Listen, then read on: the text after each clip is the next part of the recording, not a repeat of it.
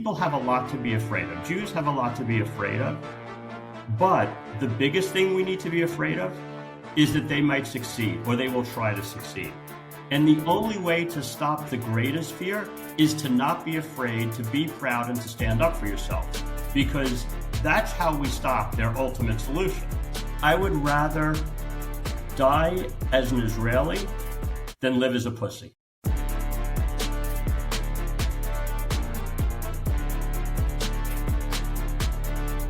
Welcome back to the show, Schmoozers. I'm David Cobby, and you're about to listen to another amazing episode of Schmoozing Time, the only show inspiring Jews to be proud of who they are and leverage their personal brands. Before we dive into this episode, make sure you are following the show on whatever platform you are listening on. This ensures that you'll never miss another episode. On this week's episode, we're diving into the story of a man who knows the power of building connections to create a lasting legacy. My next guest has made a name for himself across sports, finance, and Judaism, three very different worlds where he's had an incredible impact. At just 27 years old, he became the owner of a mutual fund company, establishing himself as a force in the world of finance. As his career evolved, he turned his focus into bridging the gap between sports and community, founding Project Max, serving on the board of Athletes for Israel, and partaking in a wide range of other Jewish sports projects. With a wealth of experience, knowledge, and global connections, he's a true powerhouse. I'm so excited to welcome this week's guest, Eric Rubin. Eric, how are we doing today?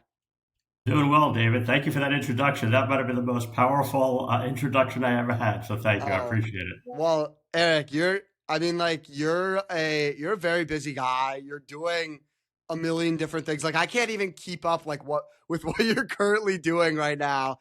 And of course, like, I have to, but the one thing I always do with my guests is, like, if they're not feeling hyped up in the intro, it's not a good podcast episode. Like, that correlation is great. So I guess, like, to start things off, I just threw a ton of information about you out there, and I don't think it does justice to who you truly are. So give us an introduction to yourself. Like, who is Eric Rubin? Why are you here? Why are you dedicating your life to helping bridge the gap between Judaism and sports and community? Like, tell us about yourself and what your mission is right now. Well, I think your introduction was great, but if you want to talk about why what I do is so important, there are kind of two things you left out, and that is I'm a husband and I'm a father. And I'm going to say the father is more important only in the respect that I am worried about the future for my Jewish son, not only in the United States, but in America as well. So, we'll go through kind of the history of where I started and how I got to where I am today. But a big part of the turn in the pivot from, let's say, financial services to the world of countering anti-Semitism and anti-Zionism has a lot to do with the fact that I have a 30-year-old son who lives in the United States, and I cannot believe what is currently going on. And so the reason I pivoted was I just was sitting there going, I can't believe what has happened. And I'm from New York. I mean, to think when I was growing up that New York would now be this place where we had to worry about anti-Semitism and people would actively be calling for an intifada, is mind-blowing to me. Yes. And so I do it for a lot of reasons.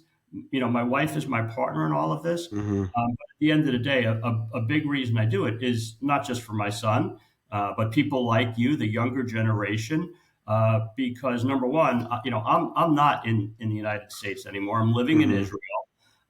And we have things we worry about, but we don't worry about anti-Semitism here in Israel. Okay. Yep. So we don't have that. So the pivot really had to do with that for my son. And, I think the other thing that's important, because, you mentioned my financial services career. And yes, I was the youngest manager of a bank mutual fund complex. I started my own mutual fund complex. We managed about $1.6 billion. I started mutual funds in the United States for ING Financial Services with a friend of mine when they first started buying into the U.S.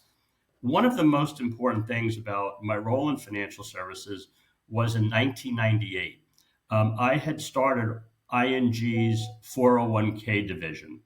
And the very first client I won was the National Basketball Association. So I was involved with creating the 401k plan for the NBA. And as a someone that grew up in New York, as a giant Knicks fan, right, and a huge Patrick Ewing fan, it was just the unbelievable timing because at that time Patrick Ewing was the president of the Players Association.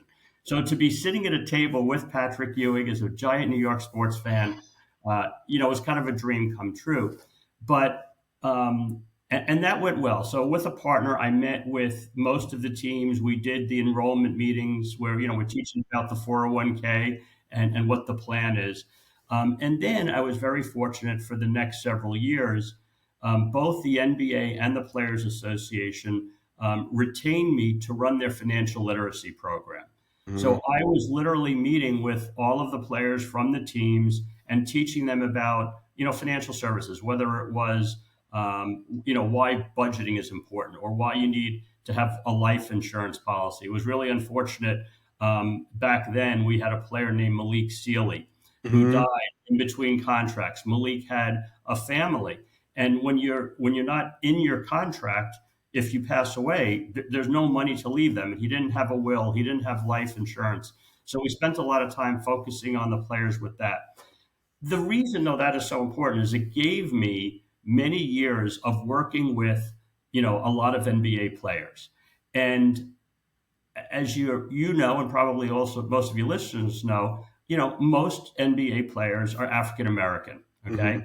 And, I'm not necessarily old enough to remember like when Martin Luther King was doing his marches, but I wasn't born that long after. And I had family very involved in the civil rights era. And so, there were players that I was working with back then, a guy like Eddie Johnson, who's a little bit older than me, remembers those times, or Fat Lever, Lafayette Lever, one of the great Denver Nuggets, right?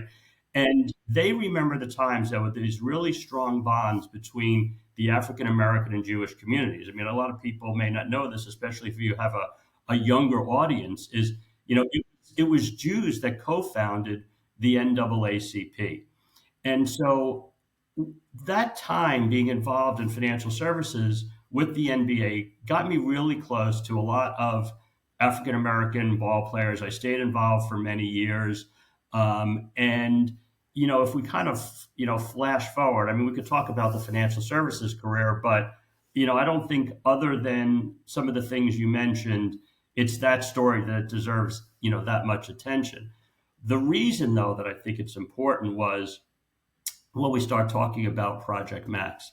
But I think before we get to that, the scary part, when I tell you that I kind of made this pivot away from financial services to the world of advocacy for Israel and fighting anti-Semitism, it was 5 years ago.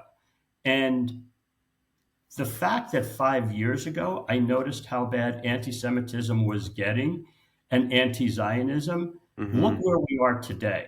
Like, that is really scary. I mean, we didn't have these protests in the street 5 years ago. We didn't have what's going on college campuses happening 5 years ago.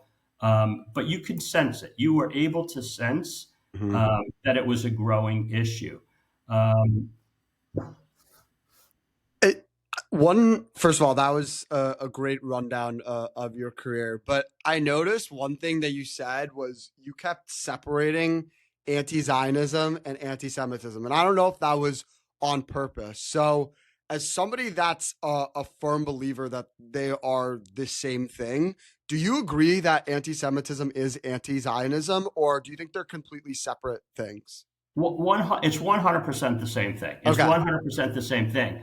But, I think one of the things that we need to do, right, is we need to be able to have conversations with people that don't understand why they are the same things. Right. And I think that if we run out there and we're always just, I guess the question would be is how do you talk about being anti-Jewish and being anti-Israel without saying anti-Semitic or, anti-Zionist, right? Right. So to me, they're absolutely the same thing. And what is really upsetting and frustrating to me are are some Jews who don't believe they're the same thing. I mean, I sit there, I don't know what the first prayer you ever remember learning is. Um, and I can't tell you that I'm 100% sure, but to me, I think the first prayer we learned was, saying Shema Yisrael. Mm-hmm. Okay, how can you say those words and not believe that Yeah. anti-Semitism and anti-Zionism are the same thing, or that Yeah. we don't have a natural homeland here? This is where it's in the prayer that we say 3 times a day, Yeah. Yeah. right? Yep. So how can anyone possibly believe that? Yeah. So look, I agree with you; they are the same. Mm-hmm. But if you're having a conversation with someone who says, "I like Jews, but I hate Israel," you need to be able to explain to them why you can't separate those two I things. see. I I see. mean, look, that's my personal opinion. Yep. Part of the problem, I think, of where the reason we've gotten where we are today is people have hardened so far on one side or the other side that we're not even listening to the words they say. Mm-hmm. And I think that, look, I could run around all day long saying they're the same thing, but until you're able to have a conversation with someone where you explain to them that, I mean, even if it's, let's say, a Christian who's read the Old Testament and the New Testament many times, you could point out, the words Israel and how long they go. And, so like sometimes you have to get there with people. Right. And, I always tell people, look, you could try to kick down the front door, and many times that works. But sometimes, you know what, as long as we get where we need to go, okay, so maybe I go through the side door, the back door, we have some conversations, we get them there, and Right. then they have that aha moment. Mm-hmm. Yeah, absolutely right. Eric, I noticed that you're very passionate about Judaism, Israel, and really all things connected to both of those things. But one of the things that I notice about you is that you're not wearing a kippah right now, and I'm being hypocritical. I'm not wearing a kippah right now. Like you have your bring them home necklace out, which I obviously have too. So I got to ask you, like, if you're not and again, I'm making a general assumption here. If you're not wearing a kippah, you're not really maybe not an Orthodox Jew necessarily. Like, why are you so passionate about Israel and Judaism? Like, where did that come from in terms of your Jewish background? It came from my grandparents. Okay. I don't know where you grew up, and maybe it was your father, but back then it was at my grandparents' house every holiday. My grandfather was conducting the services. We're going, usually going to shul with him. My grandfather served in the U.S. Army in World War II. Wow. And so for him, and we grew up in a conservative household, so he Mm-hmm. wasn't walking around with a kippah either. But this was a man who got a discharge from the U.S. Army, an honorable one because he wasn't healthy, but still Mm-hmm. wanted to go to Canada because he wanted to fight the Nazis, right? So his importance of Israel was an American, in the 1940s who was watching our families, Mm-hmm. be slaughtered Right. across Europe and was willing to do. So it was instilled in me at a very early age, the importance of it. It took, I think, 57 years for me to realize something, but I was living in Israel at the time, and I had some friends over that I'm going to use. They are Orthodox. They do wear kippah, strict kosher, all of Mm-hmm. this. And I was having a conversation with one of my friends, and I remember saying to him that I don't, I don't think I'm that religious. And he said to me, he goes, Eric, I don't agree with you that you're not religious. He said, because what we were talking about is my Aliyah process, right? Mm-hmm. And how long it took and how it went. Some people have horror stories. Mine went unbelievably well, and I want to kind of come back to when we made Aliyah and Yeah. all of that. But I was saying to him, everything worked so well that I knew this was something Hashem wanted to happen. Like I said that to him. And my friend said to me, he said, Eric, you may not be observant, but that proves you're religious, right? If you believe that you got to this point in your life and everything that's happened here to make this happen was because of Hashem, then Mm-hmm. you're religious. You're not just observant. And I never thought about it that way before. Like I always just felt that, Yes, I don't wear a kippah. I don't keep kosher, so I'm less religious. And it was this conversation with a couple of observant Jews where I realized, okay, maybe I am religious, but I'm just not as observant. I don't know if that makes sense to you, but That it was a yeah, great that moment for me. I was just gonna say that makes perfect sense because um I'm a firm believer that like any Jew, like there's no like there's this sense of, oh, people are better Jews than one another. I don't believe that at all, because you could make the argument that a Orthodox like black hat guy is a worse Jew than a Jew eating a bacon cheeseburger because of his morals, right? What I think it really narrows down to is, what do you connect with from Judaism? And some people connect to the cultural part of it, which is, especially in America, I feel like Judaism has become a culture. And, the bar and bat mitzvah scene, the whole sleepaway camp thing, et cetera. Like people connect to that, but then also people connect to the religious side of it, the part of keeping Shabbat, keeping kosher, putting on tefillin, et cetera. So for you, right, you made Aliyah, well, you told me a couple weeks after October 7th. So where does your connection to Judaism really lie? Is it only Israel, or is there something else that you're connected to in Judaism? Well, first of all, the plan was to make Aliyah October 31st. We had our Aliyah flight on October 30th, and we were going to land on October 31st and make Aliyah. We actually moved it up, and we got on a plane 5 days after the war, and we made Aliyah October 13th. Oh my God. Yeah. So, look, let's go back to your question about, is anti-Semitism and anti-Zionism the same thing? Yeah. My love for our faith and our land are tied Mm-hmm. together and Mm-hmm. inextricably. Like I said, whether it's the prayers we say or not, but I will never forget my first trip to Israel. I was I was a sophomore in college. Okay. I was 18 years old, and I got to Israel and I felt differently. Some people don't understand it. Some people have been here and they don't get it. But I got back from that trip. We were here for 1 month. And the other thing I want to tell you is it's really interesting because people seem to have their moment that either that makes them feel home or binds them to the land at different places, right? I think for a lot of people, it's at the Kotel. And I will tell you, I was at the Kotel a couple of weeks ago.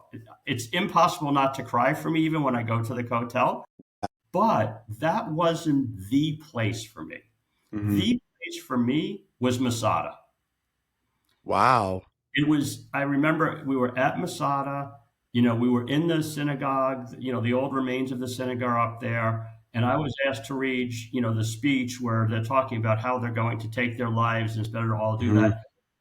And it kind of wrecked me in a way. Like that was the moment where I was just like, never again really had, that meaning for me. Is that this was our land. It's where our faith was born. It's where the faith of many of the religions were born, but all based upon Judaism, right? And that's kind of I went home and I never felt really whole again. And I don't want it to Mm-hmm. be like it's not like I was a depressed person or any of this other stuff, but like I just knew that when I was not here, part of me was missing. And so, the land of Israel is, look, I don't know how I would live without it, which is a big reason why we made Aliyah when we did by moving it up. And as you Mm-hmm. can imagine, right? Um, Most of my family members were saying to me, "Okay, like go live in Israel, but do you have to go now, right? Do you have to like? Can't you wait a month for the war to be over? Or go in a couple of months or just see where it is." Because the reality is, Mm-hmm. if you remember October 12th when we got on a plane, we had no idea what was going to happen. I mean, it was bad back then. Um, and there were a couple of things that I said that I really, really strongly believe in them. One of them was that we love to say, and I'm talking about Jews in the diaspora, we say, thank God for Israel and thank God for the IDF because there'll never be another Holocaust. Okay. Almost all Jews say that, right?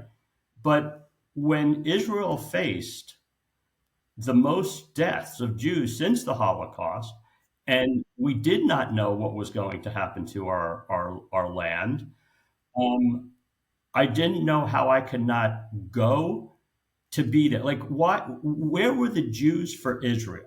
Right? I mean, it can't be a one-way street, right? It can't just be Israel defending everybody else around the world, and that when Israel needs us, we're not there.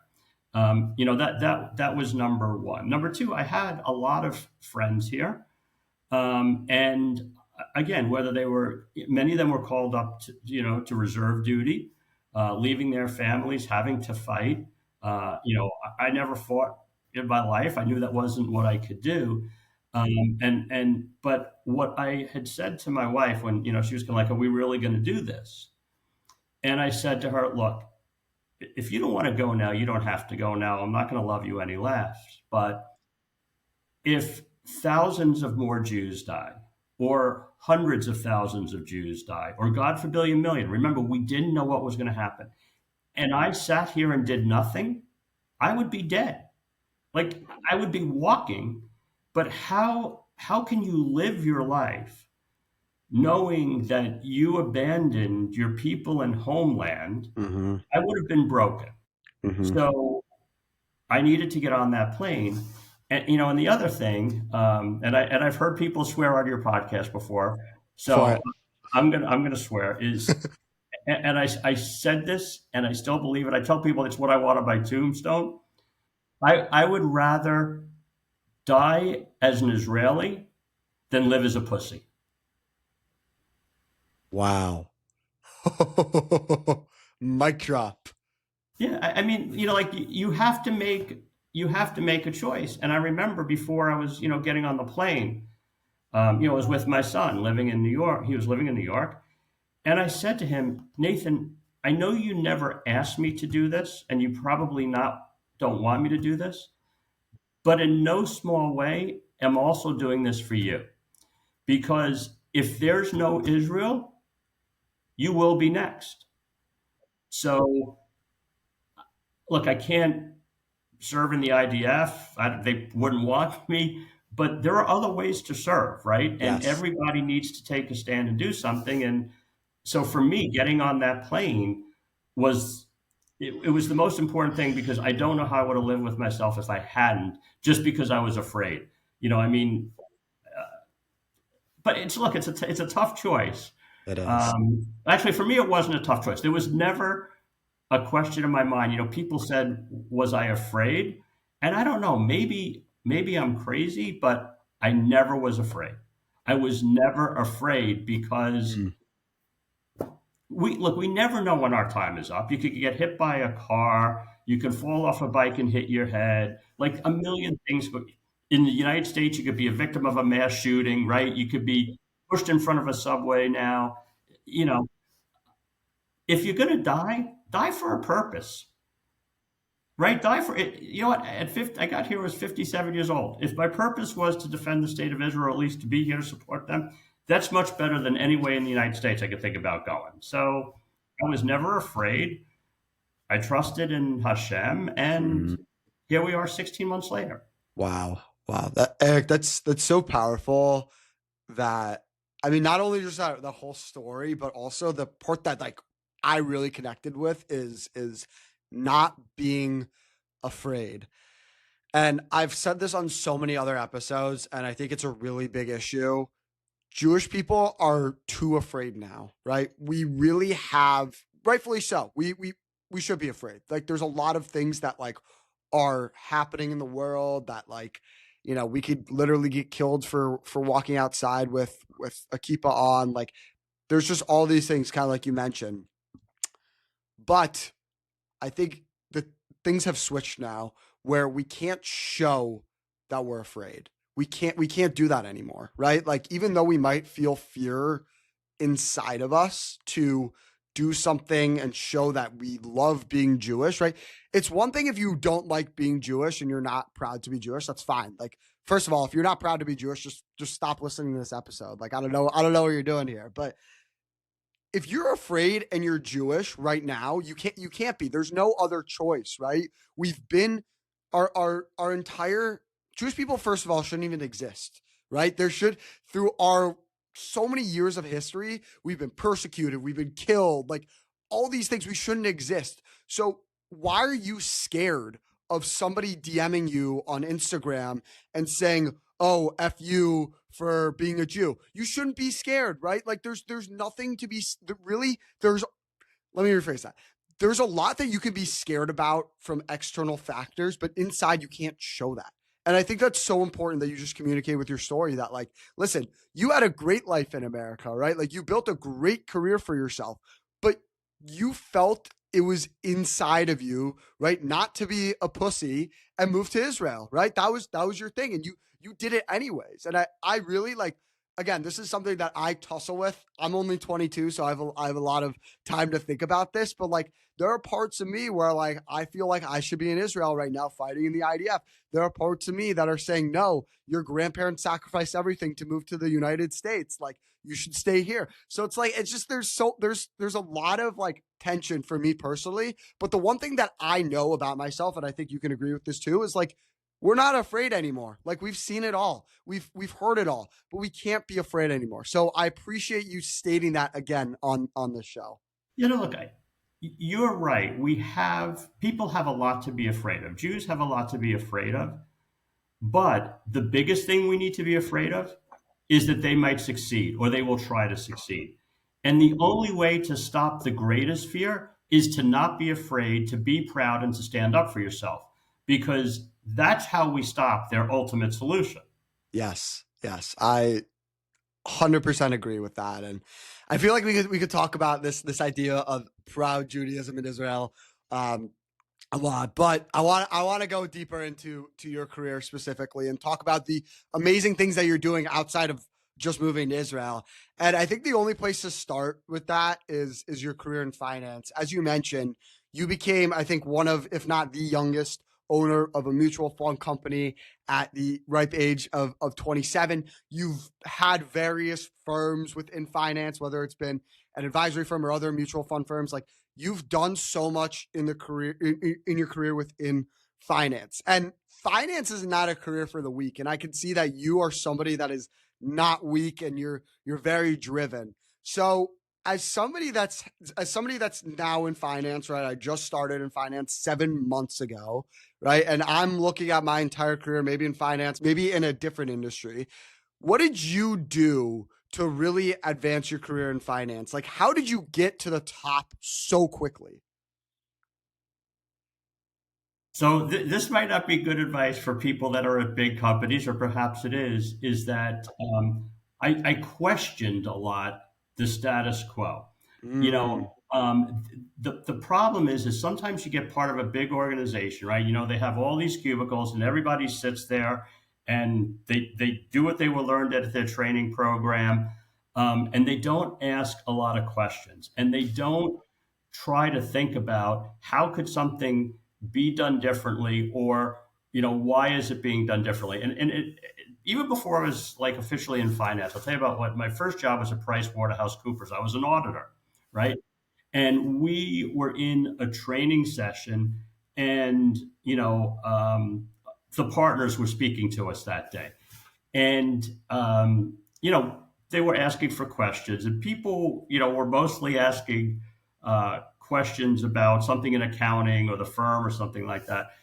And I raised my hand and I said, why do we lease this building instead of owning the building? And like the partners looked at me like I was nuts. And later on, somebody grabbed me. They're like, Eric, I'm not so sure that was an appropriate question, to ask a partner, and maybe it wasn't, but to me, it was a good question where you're trying to figure out the economics of leasing versus owning and how many employees you have and everything else. Another example of that was, this was back in the day where everyone in accounting wore a white shirt, and you had your whole thing. And this was before really computers. So we were literally would be using pencils, right? And we have our spreadsheets and we're doing all of this stuff. And after the first day of training, I remember I go home and there's lead all over my sleeves, right? So the next day, I went in and I started rolling my sleeves up to do my work. And somebody came like, Eric, what are you doing? Like, you can't roll your sleeves up. And I'm like, what do you mean? Like, I'm supposed to go home with lead every single day?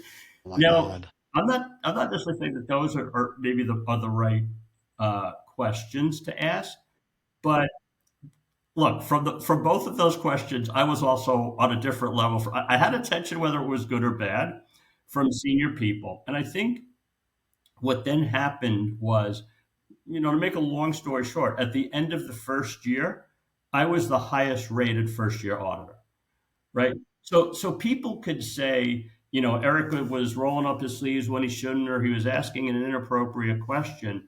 Um, but you have to let your mind go where it goes. If you think like everybody else does, how are you supposed to get ahead, right? If you think like everyone else, you end up in the middle of the pack. So, look, you need to be smart about, you don't ask a rude question or inappropriate questions. You need to be polite. You need to follow certain ethical and moral, guidelines and things. But if you just sit there and do what everybody else does, then you're going to look like everybody else.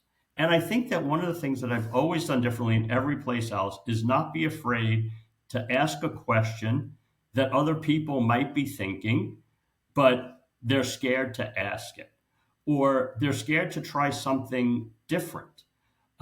And that was something that I don't know what it was about me, but my mind went a different way from other people. I'm not saying like I was a genius or anything, but I needed to Mhm. understand we all think differently, right? So if you can't all ask the same question, and you also can't teach everyone the same way, right?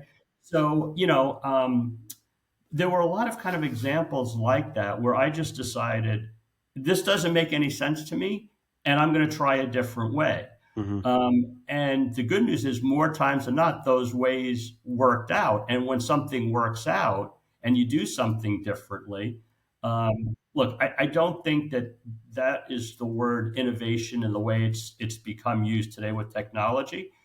But you do need to think differently and innovate in every single thing you do.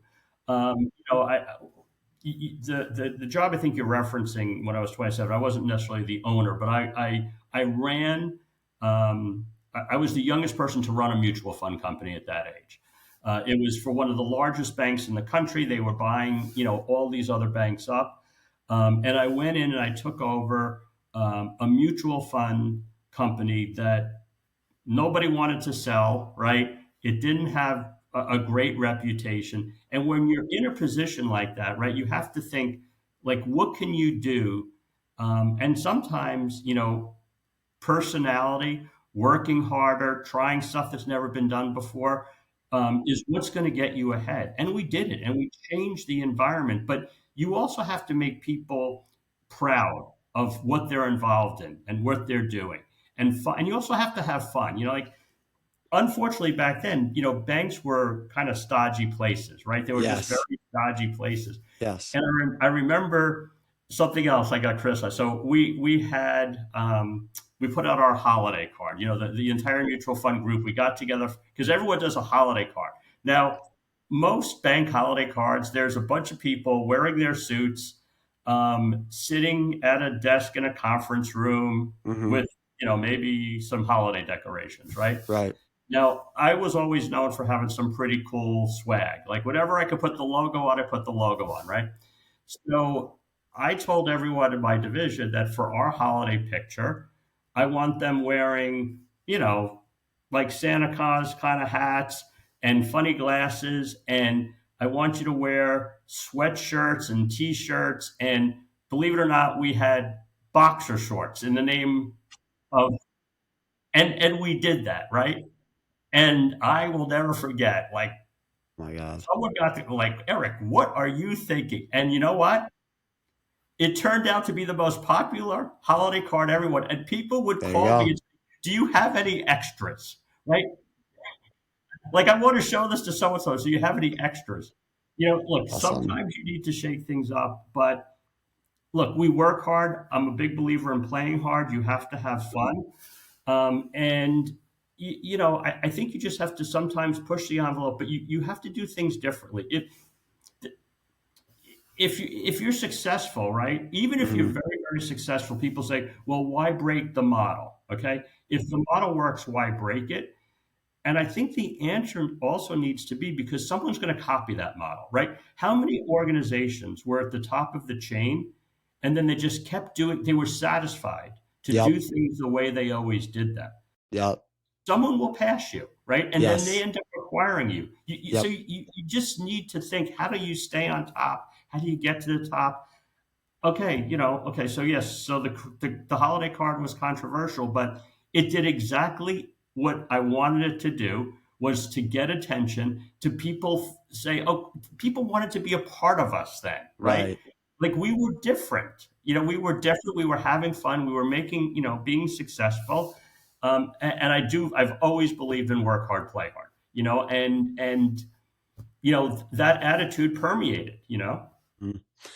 And speaking of work hard, play hard, I think the next thing that I wanted to kind of touch on with you is your career, not only just working in finance, but also working in with players, like you mentioned, the NBA and other athletes in finance. And I think sports in itself is a very competitive, work hard, play hard industry, right? Like when I was a freshman or maybe a sophomore in college, I interned for the Maryland athletic department and I did all the marketing promotion stuff. It was a very fun job, but those jobs are like absolutely grueling, right? They have that balance. And I think from a sports finance perspective, not only is that like a place that's super super hard to break into, but also I feel like it's a place that's very hard to differentiate. And you talk about all these things such as budgeting and setting up a will or a trust, whatever it is, so that you're protected when, God forbid, something happens, you get a career changing injury, or God forbid you pass away. Like there are all these things that like an advisor or somebody that's in finance working with athletes can do. So since that's pretty standardized, right? The really the things that you could do in sports with sorry, in financial sports is pretty standardized, right? You have, like I mentioned, you have the will, you have the trust, etc. So how did you differentiate yourself, right? Because I could imagine there were other big name, even agencies that had their advisor friends working with their clients. So I guess like how did you really better question for you is how are you able to build relationships with these athletes when there wasn't really much differentiating on the financial services side? I think the most important thing you have to do is develop a relationship so that people know you care about them as a person, Mm-hmm. right? And one of the things that I never did in the beginning was I never solicited people to manage their money, right? Because what happens is, you have a large firm, they go in and they're like, oh my gosh, I get to do the NBA 401k. And it's not because the NBA 401k is going to be that big. It's because they sit there and they say, oh my gosh, I'm going to get to be in front of all these other athletes. And then I'm going to get to manage their money. And look what's going to happen to me. Mm-hmm. From the very beginning, I all the players knew I'm not here to try to win your business. I'm not looking to take your money and all of that. Mm-hmm. And because what I think a lot of people make the mistake of is you don't have the trust of the players Mm-hmm. until someone knows they can trust you. You could give them all the advice in the world. So I think the most important thing I did from the onset was to not solicit and just to educate and to tell people, look, because almost all of them had a financial advisor, right? I was there to educate them about stuff. And Mm-hmm. I would say to them, look, if you ever have a question about what your financial advisor is doing or your accountant's doing, what someone's telling you, feel free to call me. I'm not going to charge you. Like, I just don't want you to get stolen, robbed, taken advantage of, putting Right. into an investment. So call me. And people would call me and they'd ask me for the advice. And that was the end of it, right? That was the end of it. It was never, there was never, a pitch. Um, and so I think that developing a relationship, two people are trying to go to a transaction before they have a relationship, right? Everything is a transaction. So I think that, and then also, for me, it wasn't just knowing the players. I mean, get to know their families. And the other thing is showing up to, I mean, I don't know, I probably went to 20 all-star games in a row and probably 10 summer league meetings. It's Let them know awesome. you as a person, that you're not just a suit. I look different than most of the players. Back then I was younger than some of the big stars. Mhm. So you have to let people trust you. And I think especially in something like financial services, that's huge, because we've Yes. heard stories about players that have gone broke. They had to this day agents stealing money from players and everything like that. So develop a relationship, but let people know you care. That's the most. Let people know you care, no matter what you do. Right. I know you mentioned there that your relationship with players in financial services was more relational than it was really transactional, and you talk about this idea of building trust in a foundation. And I feel like switching over to what you're doing now with Project Max and Athletes for Israel and all these other amazing nonprofit organizations, right? Like, you've used those relationships that you built during your time in financial services to now build a name for yourself within this area of bridging the gap in sports and community. So I think, for one, it kind of set the stage for later in life for you, which I think is amazing, because you didn't necessarily know that that was the path that you were going to go down. And you've done a ton of amazing things with both Athletes for Israel and Project Max and all the other organizations that you've been involved in, leading trips to Israel with NFL athletes, NBA athletes, all these other amazing things. So if you had to have, like, maybe one takeaway or memory from everything that you've been doing in the past couple of years, what do you think it would be? And I know that, that's a tough that, question. you know what? That it's a tough question, but if you go back to the personal relationship side, okay, and becoming friends with people, that's how it's easy for me to then go to people of different faiths, African Americans, and say, I'm hurting, right? I mean, we talk about what's going on in the world now. I mean, especially after this past week. Hmm. And I don't think that, losing the Beavis kids was any different than losing a lot of the children we lost on October 7th, right? These are not the only young people that were killed. Hmm. And when someone knows you as a person, right? When you hurt, they're going to hurt as well. Hmm. And most of the players that have come here with me um, had not been to Israel before. And I think, if you watch CNN or most news channels now, or you read the New York Times, it's a terrible place where we do terrible things. And all I could say to these guys was, trust me, right? But if you've developed relationships, look, people said, "Is it safe?" Would I take you someplace that's not safe? Right? I don't have a death wish, right? You know, I'm not going to take you, and you have to educate. But when you have relationships, let's go back to how we first started with anti-Semitism versus anti-Zionism. You need to have a conversation, right? You know, people get to know your true heart. They know what it means, and if you're hurting, then they probably want to know what they can do to help you, right? And Eddie Johnson, one of played I think 17 years, great career, still doing TV, great shooter. When he got back from the trip, it was interesting because a lot of times you want people to go back and say, this is what I did in Israel and this is why I loved it, and it's not true, and have these tough conversations.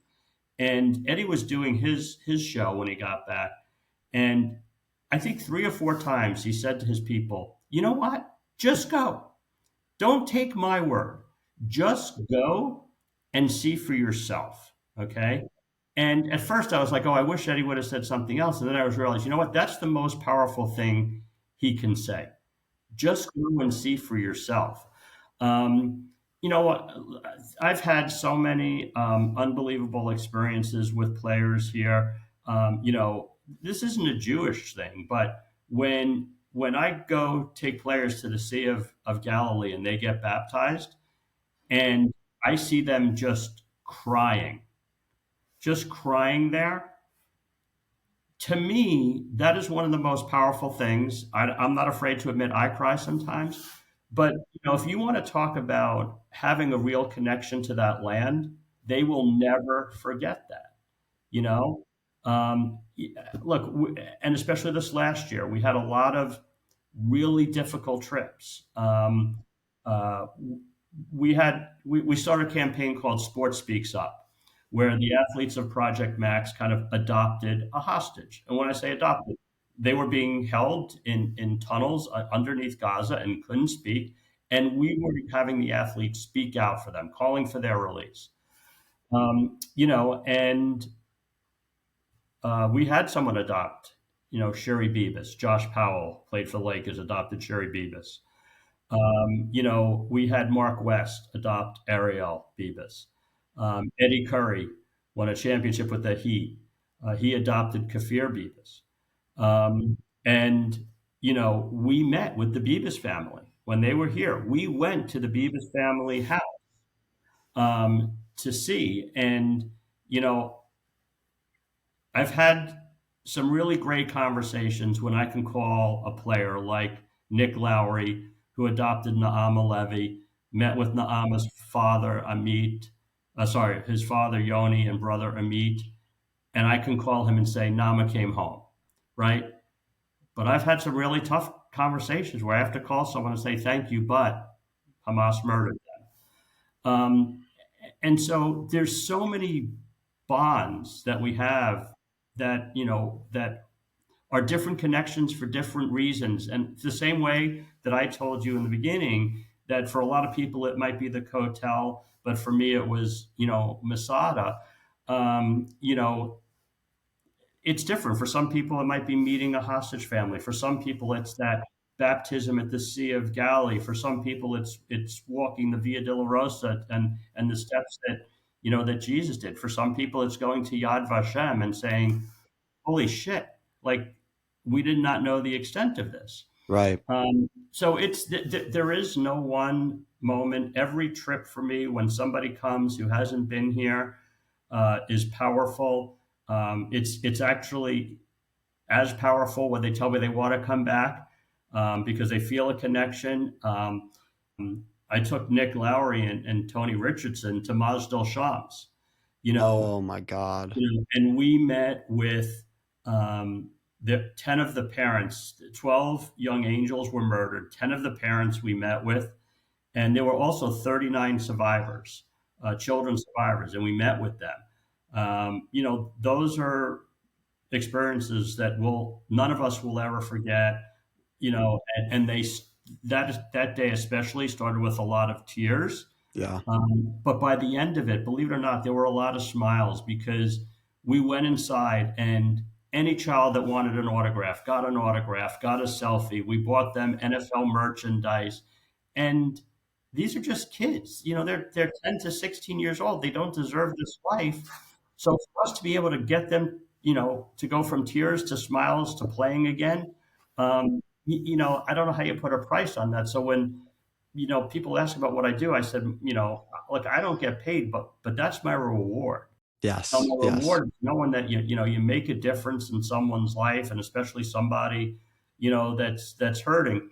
Um, you know, it was an experience I didn't know was going to happen. I was at Kfar Maccabea, and I was having lunch the other day, and as I was walking out, I saw Yoni Levy, Naama Levy's father.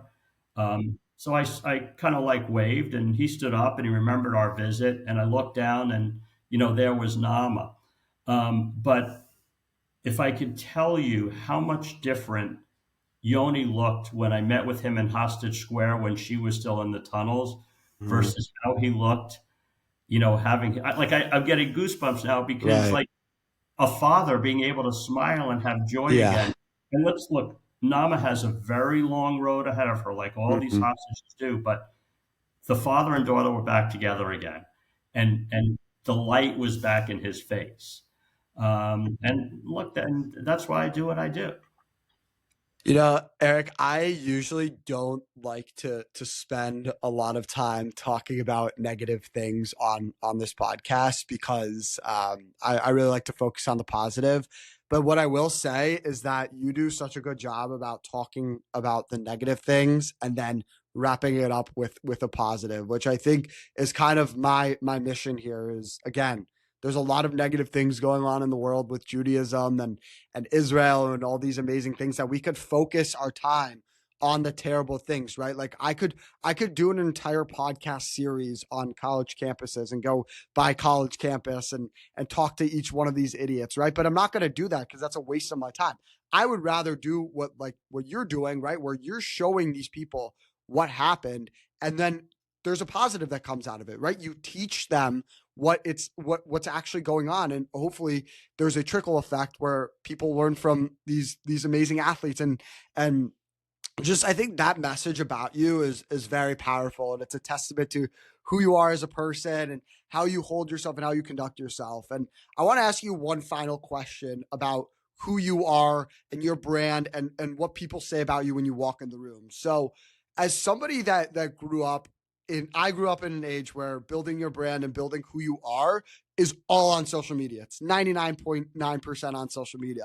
But for you, right, a lot of these relationships that you've built and a lot of what you're doing is actually off of social media.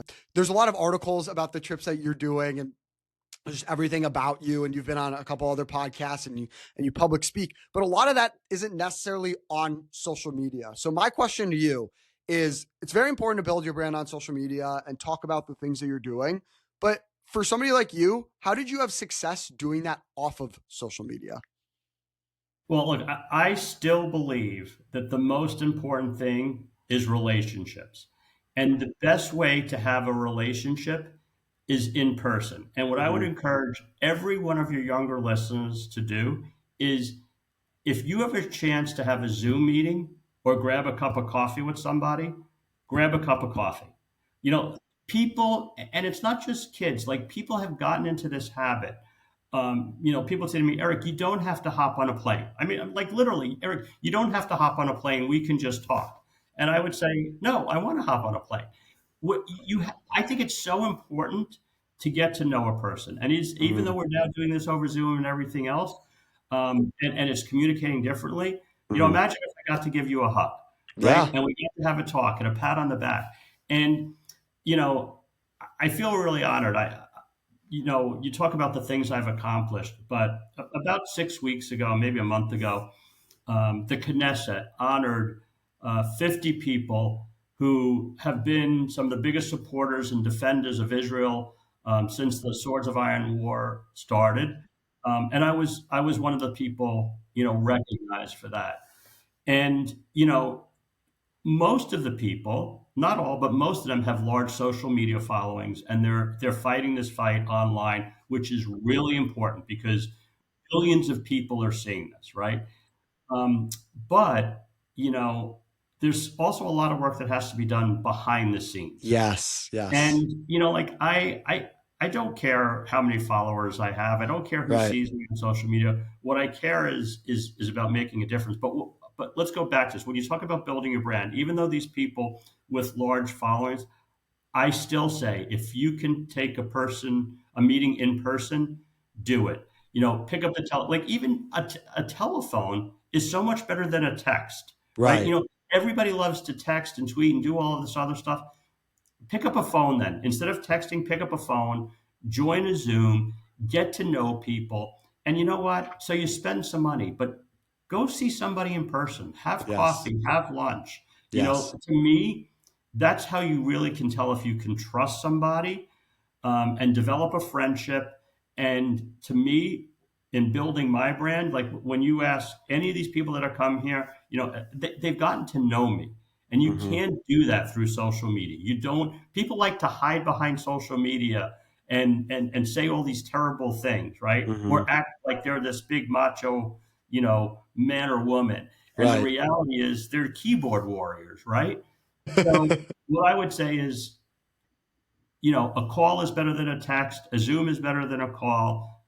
Nothing beats shaking somebody's hand and giving them a hug.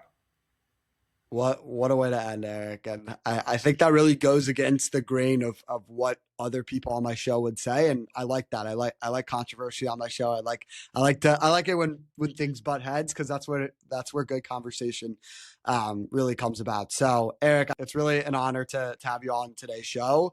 Before I let you go, where can people find you? Speaking of social media, where can people find you on social media to connect with you? Maybe they're in Israel and want to have a meeting with you or whatever it is. Like, where can people find you on social media? So my biggest platform is X, and that would be @Rubin_Eric. That's the best way to find me. I'm on Facebook, LinkedIn, especially for people interested in business and what we're doing. Eric Rubin on LinkedIn. I'm on Instagram, EMRNYC66. But I think X is the best place to follow me. Gotcha. All right. Make sure we follow Eric on X, LinkedIn. Guys, he's phenomenal. I mean, if you've taken away anything from this episode, this man is a genius when it comes to building trust and relationships. So I mean, I reached out to Eric. He responded to me right away. Like, I'm not trying to solicit him for mass people to reach out to him, but like, he's a pretty responsive guy. He's got a lot of wealth of knowledge. So definitely take advantage of that opportunity, especially if you're somebody like me that wants to advance their career in finance or wants to learn about sports finance or how you can make an impact in the Jewish community outside of just being Jewish. Like, guys, this man's amazing. I'm so glad you enjoyed this week's episode of Schmoozing Time. Thank you so much for tuning in. In addition to sharing this episode with someone, make sure you follow on Instagram, TikTok, Facebook, and YouTube Shorts. Also, make sure you're following the show on Apple Podcasts and or Spotify. Till next time, keep schmoozing.